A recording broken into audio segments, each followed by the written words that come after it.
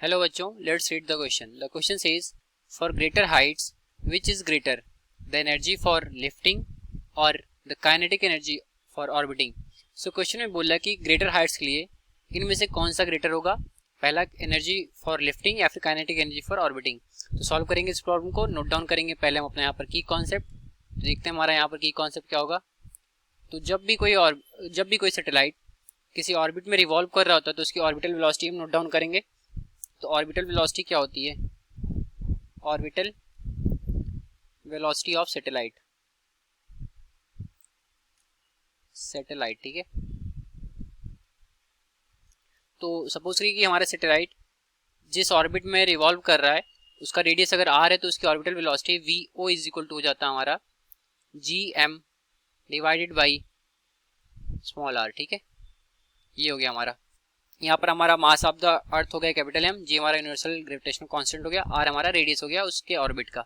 ठीक है, ये पहला हो गया. और दूसरा हम देखेंगे कि पोटेंशियल एनर्जी जो होती है उस सैटेलाइट की वो क्या होगी. तो potential energy of satellite, potential energy of satellite, इसको हम स्मॉल यू से डिनोट करते हैं. तो यू इज इक्वल टू होता है हमारा G capital M into small M divided by small R. ठीक है, और ये माइनस में हमारा एम, यहाँ पर कैपिटल एम हमारा मास ऑफ अर्थ हो गया, स्मॉल एम हमारा मास ऑफ हो गया सैटेलाइट, और आर हमारा उसके ऑर्बिट का रेडियस हो गया, जी हमारा यूनिवर्सल ग्रेविटेशनल कांस्टेंट हो गया. तो इस प्रॉब्लम को अब हम सॉल्व करते हैं. तो हम लेट करते हैं कि कोई सैटेलाइट हमारा है जिसको हम h एल्टीट्यूड तक रेज कर रहे हैं और उसका मास कितना स्मॉल एम है. ठीक है, let a satellite of mass M, satellite of mass m is mass m होगा. ठीक है, mass m is raised up to height h from earth surface. ठीक है, अर्थ सरफेस.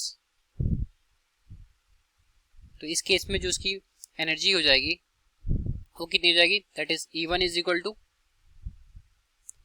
टू हमारा हो जाएगा इनिशियली कितना था, अगर वो हमारा जो उसका रेडियस होगा अर्थ के रेडियस के बराबर होगा तो उस केस में उसकी पोटेंशियल एनर्जी हो जाएगी हमारी G M small M divided by radius of earth that is R E. और जब हम उसको h हाइट तक रेज करें तो उसमें h हमारा ऐड हो जाएगा. ठीक है, और चेंज इन पोटेंशियल एनर्जी हम निकाल रहे हैं, that is change in potential energy delta U is equal to देगा minus of G M M divided by h height तक हमने रेज किया तो आर ई प्लस एच हो जाएगा. ठीक है, इसको थोड़ा सिंप्लीफाई करेंगे तो जी एम और स्मॉल एम को हमने लिया कॉमन, यहाँ बचेगा 1 बाई आर ई और ये माइनस में होगा. ठीक है, माइनस में हमारा 1 by R E plus H बचेगा. ठीक, तो इसको भी नोट डाउन करेंगे हम, यहाँ पर लिखेंगे minus of 1 by R E plus H. ये हो गया हमारा चेंज इन पोटेंशियल एनर्जी. अब हम इसमें, ये हमारा पहला हो गया. अब दूसरा देखेंगे कि इसको ऑर्बिट करने के लिए जो एनर्जी रिक्वायरमेंट होगी, ठीक है, दैट इज काइनेटिक एनर्जी, वो कितनी हो जाएगी. तो काइनेटिक एनर्जी अगर हम यहाँ E2 से डिनोट करें तो E2 इज इक्वल टू होता है हमारा half m v square. Satellite है तो उसका मास एम, वी स्क्वायर यहाँ पर ऑर्बिटल वेलोसिटी होगी. तो ऑर्बिटल वेलोसिटी का जो फार्मूला हम यहाँ पर रख देंगे तो यहाँ पर आ जाएगा 1/2, ये हो जाएगा हमारा वी स्क्वायर होगा तो G M by R E बचेगा.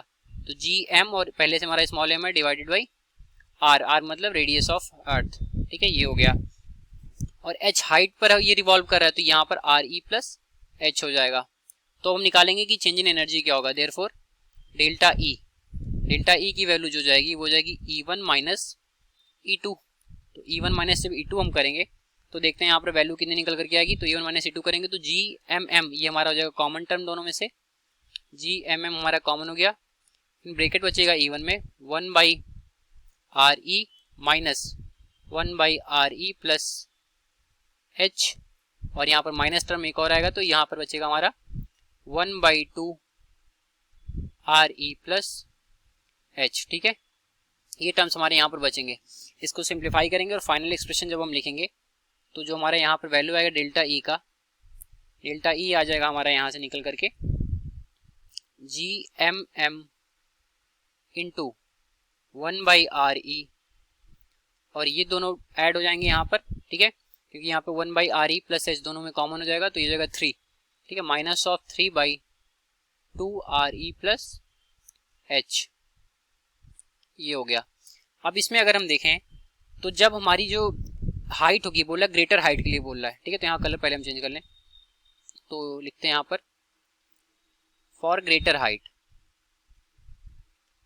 फॉर ग्रेटर हाइट, पहले हमारी हाइट h थी, अब बोला ग्रेटर हाइट, तो अगर हम ले लें यहाँ पर h प्राइम, अगर हमारा जो h प्राइम है उसकी वैल्यू ग्रेटर देन h होगी, तो इस केस में जो हमारा डेल्टा E होगा ये पॉजिटिव होगा, मतलब डेल्टा E की वैल्यू क्या आ गई, ये पॉजिटिव आ जाएगी, मतलब कि जो E1 की वैल्यू है वो ग्रेटर देन E2 आ गई, ठीक है, तभी हमारा डेल्टा E पॉजिटिव होगा, नहीं तो अगर हमारा E2 ज्यादा हो जाएगा तो E2 माइनस E1 करना पड़ेगा, ठीक है। तो यहाँ पर हमारा E1 ग्रेटर देन E2 आ रहा है, तो E1 हमारा क्या है, हमारा जो E1 है वो हमारा लिफ्टिंग एनर्जी है, ठीक है, एनर्जी फॉर लिफ्टिंग है, और E2 हमारा क्या है, काइनेटिक एनर्जी फॉर ऑर्बिटिंग।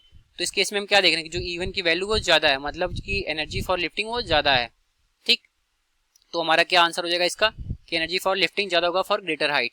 तो यहाँ पर हम आंसर लिखेंगे, यहाँ साइड में लिख लेते हैं, so energy for lifting is greater, lifting is greater, ठीक है। तो ये रहा हमारे इस क्वेश्चन का solution. I hope you understood well, thank you.